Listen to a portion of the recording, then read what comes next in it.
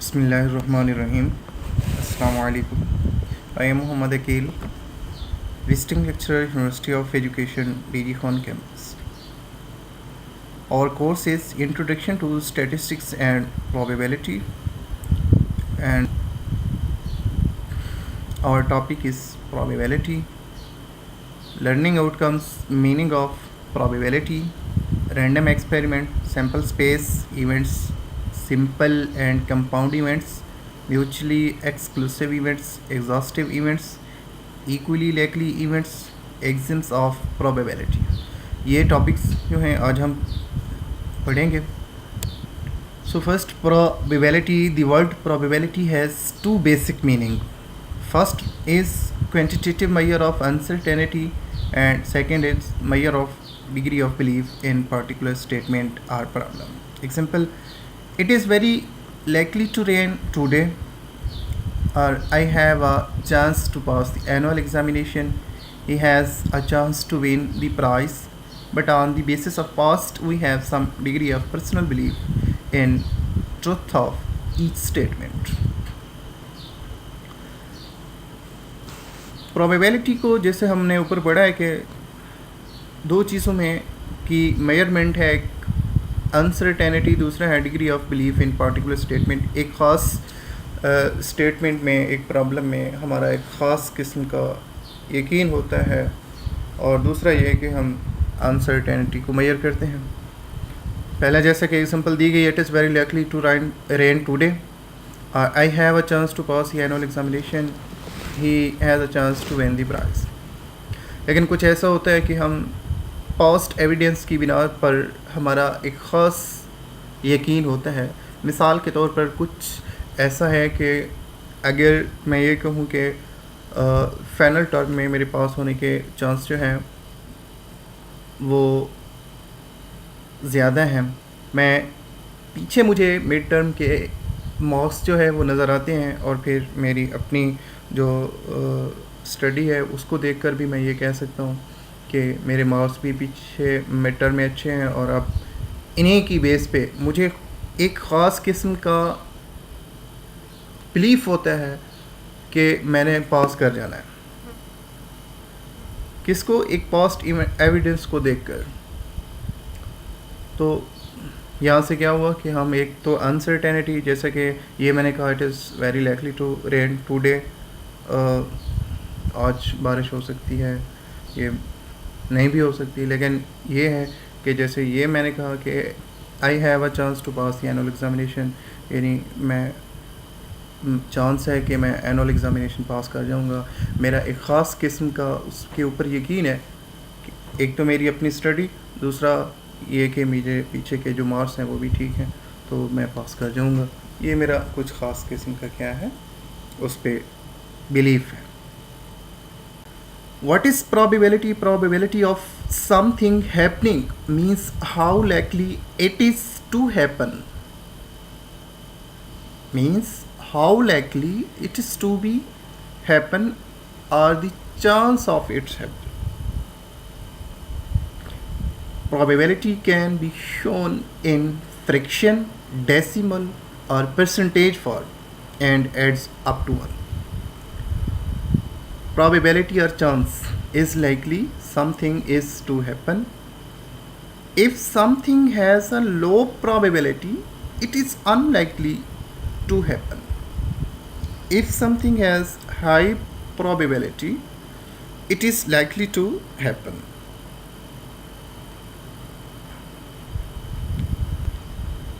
Definitions of probability. दो definitions दी गई हैं, एक क्लासिकल और पीरियड डेफिनेशन ऑफ प्रोबेबिलिटी, दूसरी है द रिलेटिव फ्रीक्वेंसी और posterior definitions of probability. First जो डेफिनेशंस है उसमें यही है कि प्रोबेबिलिटी जो है वो एक रेशियो है नंबर ऑफ फेवरेबल आउटकम्स और टोटल नंबर ऑफ आउटकम्स की. If a random experiment can produce n mutually exclusive and equally likely outcomes, यानी कोई एक रैंडम एक्सपेरिमेंट है, वो जो है n mutually exclusive and equally likely events produce करते हैं, m out of these outcomes, यानी उनमें से फिर जो m हैं are considered favourable to the occurrence of certain event a। n total और m जो है वो फेवरेबल्स, then the probability of event A is defined as the ratio m or n. Probability of A is equal to m or n is equal to number of favorable outcomes by total number of possible outcomes. ये थी classical और period definitions of probability. Next है the relative frequency or posterior definitions of probability. If a random experiment is repeated a large number of times, say n, under the identical condition, and if an event A is observed to m times, then the probability of event A is defined as the limit of relative frequency m over n. As n tends to infinity, symbolically we write probability of A is equal to limit m over n approaches to infinity. यानी अगर random experiment जो है वो एक large number of times पे repeat हो तो उसके लिए फिर हम ये प्रोबेबिलिटी यूज़ करते हैं, तो उसके लिए ये डेफिनेशन यूज़ होती है। रैंडम एक्सपेरिमेंट, फर्स्ट एक्सपेरिमेंट क्या होता है? The term experiment means a planned activity, यानी कोई एक ऐसी प्लान्ड एक्टिविटी है या फिर or process whose results yield a set of data, या एक ऐसा प्रोसेस है जिसका रिजल्ट जो है वो एक सेट ऑफ डेटा की शेप में होता है। The result obtained from the random experiment is called an outcome, यानी जो रिज़ल्ट हासिल होता है हमें एक्सपेरिमेंट से, जो रिज़ल्ट होते हैं उसको हम आउटकम कहते हैं। An experiment which produces different result, ज़रा तवज्जो करें, an experiment which produces different result even tho it is repeated a large number of times, यानी एक ऐसा एक्सपेरिमेंट जो डिफरेंट रिजल्ट प्रोड्यूस करे, डिफरेंट आउटकम्स प्रोड्यूस करे, चाहे वो जितनी बार भी रिपीट हो, under the essentially similar condition is called random experiment, उसको हम रैंडम एक्सपेरिमेंट कहते हैं। For example the tossing of fair coins, drawing a card from 52 playing cards, selecting a sample etc. are the example of random experiment. Properties of random experiment. The experiment can be repeated any numbers of times. The experiment always has two or more possible outcomes. यानी experiment जो random experiment है उसको हम किसी भी मर्तबा, जितनी मर्तबा दिल करे उसको रिपीट कर सकते हैं, और ये जो है हमेशा दो या दो से ज़्यादा इसके पॉसिबल आउटकम्स हो सकते हैं। An experiment that has one possible outcome is not a random experiment.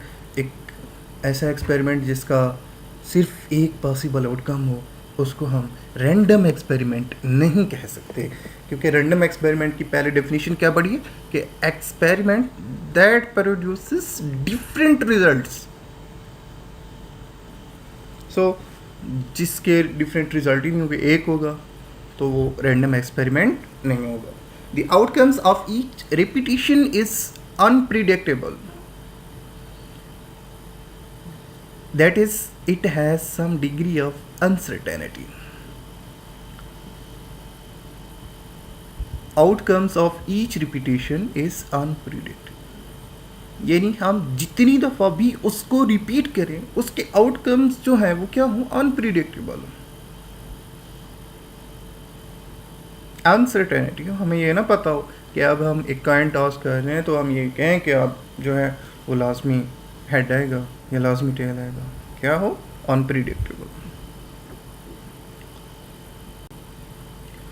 Sample space, a set consists of all possible outcomes that can result.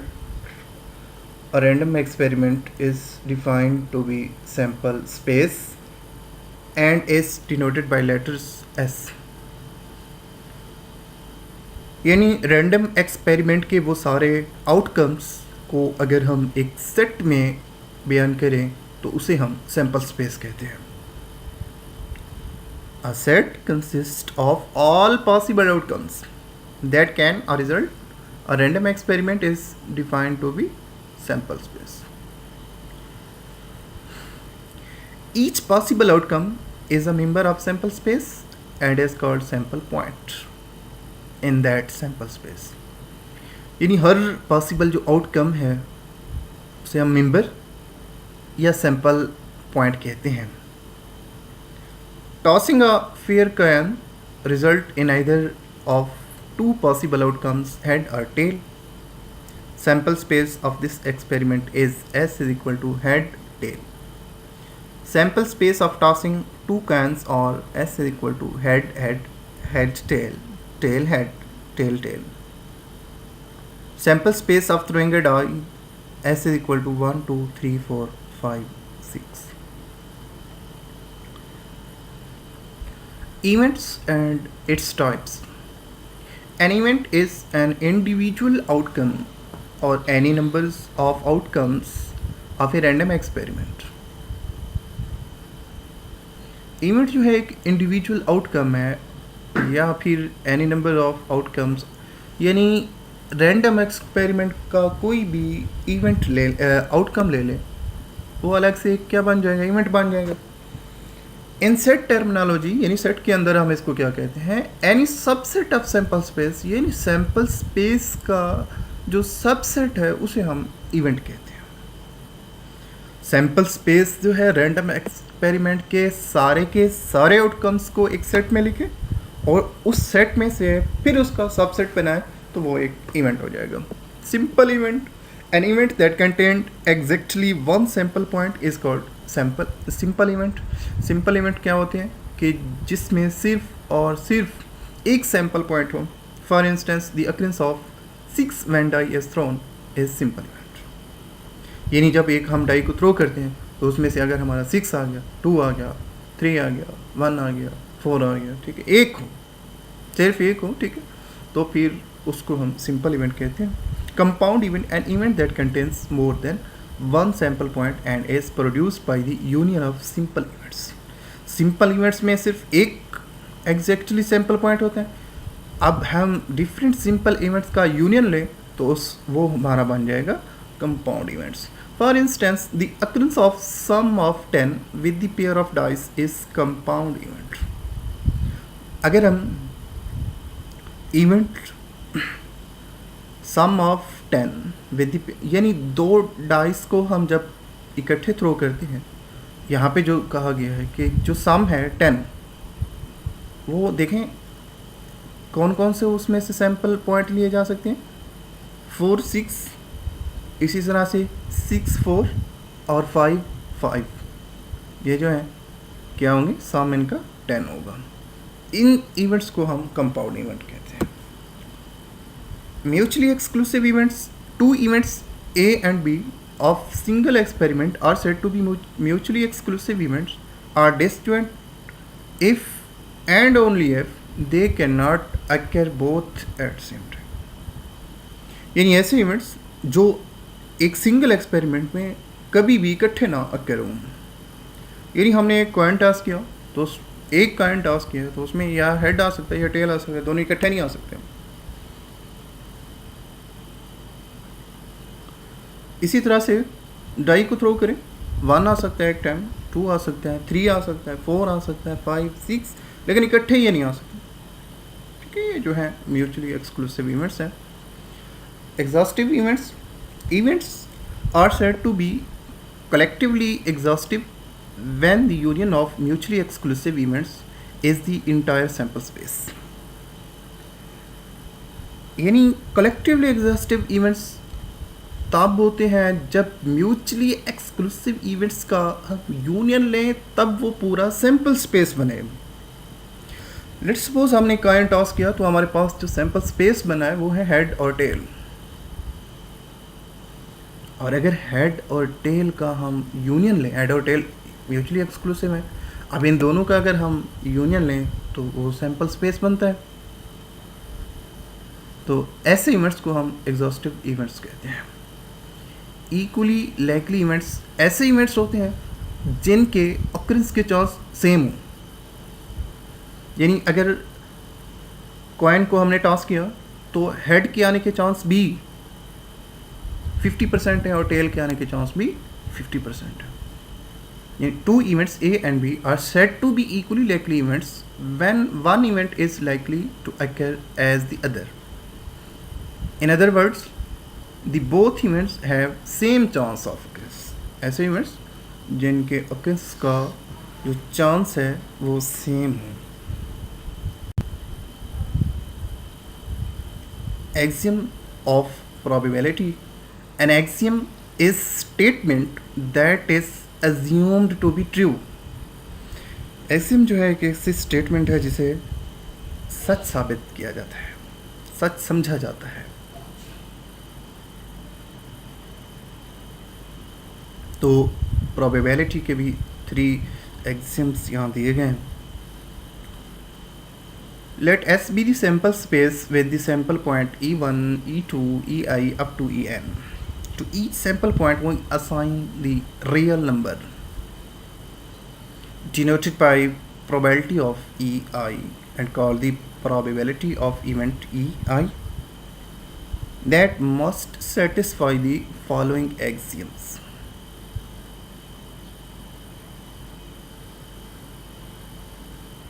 यानी लेट एस जो है हमारा कोई सैम्पल स्पेस है और उसके जो सैम्पल पॉइंट हैं वो E1, E2, EI up to EN, ये हमारे सैम्पल स्पेस के जो हैं सैम्पल पॉइंट हैं। हम इन ईच सैम्पल पॉइंट को एक रियल नंबर असाइन करते हैं और उसे डिनोट करते हैं प्रोबेबिलिटी ऑफ EI। तो 3 ये कंडीशंस हैं, इन तीनों कंडीशंस को वो सेटिस्फाई करे।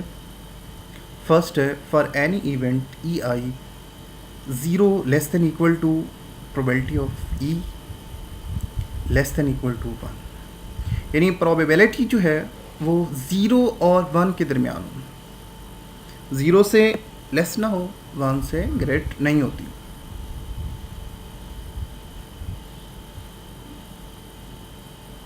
Second, probability of S is equal to 1 for the sure event S. Sure events के लिए जो probability होती है वो 1 होती है।